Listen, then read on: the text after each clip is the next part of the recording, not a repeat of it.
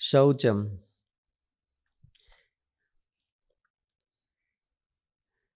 જળ, મૃતિકા વગેરેથી શરીરને પવિત્ર બનાવવાનું નામ શૌચ છે. શૌચ બે પ્રકારનું છે, શારીર શૌચ અને આંતર શૌચ, અર્થાત અંતઃકરણની પવિત્રતા. બાહ્ય અને આંતર્ય.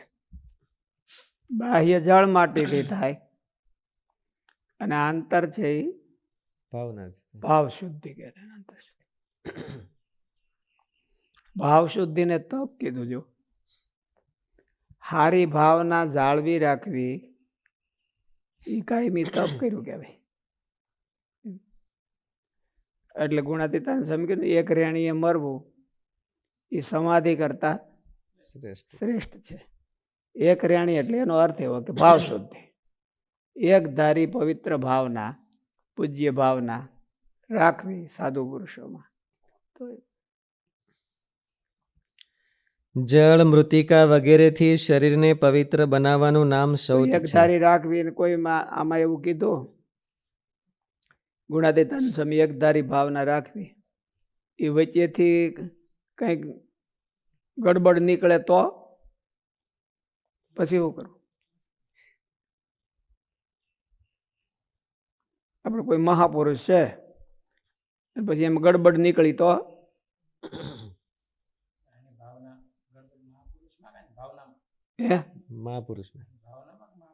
મહાપુરુષમાં ગડબડ નીકળે. ભાવના એક ધારી રાખવાની કીધી તો શું કરવું? એમ પછી નો રાખીએ. પછી નો રાખીએ. પછી નો રાખ તો એક ધારી તૂટી જાય. એક ધારી હારી રાખીએ.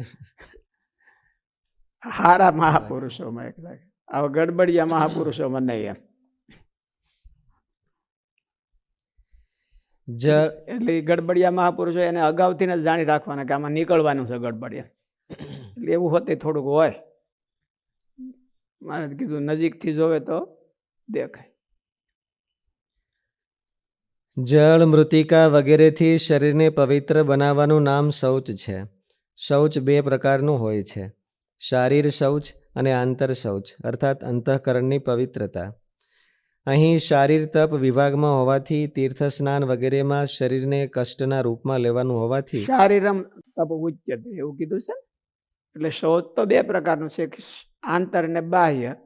બાહ્ય એટલે શારીર શૌચ. એટલે અહીંયા શારીર શૌચ જ એક ગણવું પડશે. શારીરિક શુદ્ધિથી અંતઃકરણની શુદ્ધિ થાય છે. શૌચાત સ્વાંગ જુગુપ્સા પરેર સંસર્ગ. શૌચનું ફળ સ્વાંગ જુગુપ્સા બતાવવામાં આવ્યું છે. આ શરીરમાં એટલી બધી ગંદકી સતત ઝરી રહી છે કે તેમને સાફ કર્યા જ કરો તો પણ તે અપવિત્ર ને અપવિત્ર જ રહે છે. એ થોડું કોમ્પ્લિકેટેડ છે. યોગ સૂત્રમાં કીધું ને, શૌચનું ફળ શું? સ્વાંગ જુગુપ્સા અને પરેહી અસંસર્ગ. એટલે માણસો પરેહી અસંસર્ગ જ જાજુ રાખે. સ્વાંગ જુગુપ્સા એમાં આવતી નથી. પણ પહેલું ફળ તો સ્વાંગ જુગુપ્સા કીધી. સ્વાંગ જુગુપ્સા એટલે પોતાનો અનાદર. એટલે શૌચનો એનો ઈરાદો ભગવાનનું આમ કે તાત્પર્ય શૌચ પાછળ આ શરીરનો કંટાળો આવવો. ગમે એટલું ધોવે ધફોવે તો એ પાછું તરત જ એની મિનિટે અપવિત્ર થઈ જાય. હજી ત્યાં ધોઈ ન રહ્યો હોય પૂરું શરીરને એમ તો એની મિનિટે અપવિત્ર થઈ જાય. એવું આ શરીરનો સ્વભાવ છે. એટલે અને પવિત્રતા પણ બહુ જરૂરી છે કે ધાર્મિક કાર્ય કે બધા આ કાર્યો કરવા માટે પવિત્ર તો રાખવું પડે. એટલે પવિત્ર રાખીને થાકી જાય તો થતું નથી. એટલે એને એનો કંટાળો આવવો જોઈએ કે આના જેવું બીજું કોઈ નકારું નથી. આના જેવું કોઈ નકારું નથી. એવું એટલે ઓલો સુખદેવજી જનક રાજા પાસે ગયા હતા દીક્ષા લેવા. ત્યારે એને કીધું હતું ને, પરીક્ષા કરી હતી કે જાઓ તમને દીક્ષા આપીએ પણ તમે એક કામ કરો પેલા કે આ જગતમાં નકારામાં નકારી વસ્તુ હોય તમે લઈ આવો. કોઈક હારામાં હારી હોય તો લઈ આવવાની વાત હોય તો બરાબર છે, પણ આ તો સુખદેવ ને જનક એની બેની પરીક્ષા હતી એટલે એમ એવું કીધું એને. એટલે એમ કે નકારામાં નકારી વસ્તુ લઈ આવો. એટલે સુખદેવજી ઉપડ્યા, ગેટ બહાર નીકળ્યા હતા તો એકાદો પથ્થર પડ્યો હોય છે. એને એમ થયું કે આ પથ્થરને ઉપાડું. સાઈડમાં પડ્યો હોય છે, નકામો નડતો હોય છે બધાને. એટલે કે આ પથ્થરને ઉપાડો. તો પથ્થર બોલ્યો કે મને શું કરવું પડે? એટલે કે તું નકામો છે? હું નકામો નથી. હું તો બિલ્ડિંગના પાયામાં રહીને આખું બિલ્ડિંગને ધારણ કરું છું. એટલે એટલે જૂના જમાનામાં ગામડામાં એની મા છોકરા ઉપર ખીજાય ને, તો આના કરતાં તો પડવાયો જન્મો હોત તો સારું હતું. પડવાયો એટલે શું ખબર? ઘંટીના બે પડ હોય. કોઠીની નીચે પાણા મૂકે. પેલા અનાજની કોઠી ભરતા ને, એટલે કોઠી હાવ નીચે તળિયે ન મુકાય તો કંઈક વાંધો આવતો હોય છે. એટલે પછી પાણા મૂકે નીચે, એટલે એને પડવાયો કહેવાય. એટલે કે તો કામમાં તો આવત કોઠીને એમ પથરો જન્મ્યો હતો. એટલે એ કામનો છે એમ કહેવાને. એટલે એને પથરાએ સુખદેવજીને જવાબ આપી દીધો. કચરો પડ્યો તો આ બધું બહુ ઝાઝા બધા એને મળ્યા. પછી એમ થયું કે આ તો બધા આમાં જવાબ દે કે અમે કામના, અમે કામના, અમે કામના. એટલે એને એવું કીધું, એને જોયું તો કૂતરાનો મળ પડ્યો હતો, માણસનો મળ પડ્યો છે. એને એમ થયું કે આને બીજા કંઈક સાધનમાં લઈને જનક રાજા, આનેથી બધા છેટા જ હાલે છે, આ નકામું છે. તો એને લેવા ગયો તો એને હોતે જવાબ દીધો કે ભાઈ મને નકામું શું કારણ છે? હું તો ખાતર થયું તો ત્યાં મોલ બહુ જામી પડે છે. પછી એને જ કીધું મળે કે ભાઈ મારી આ દશા કોને કરી ખબર છે?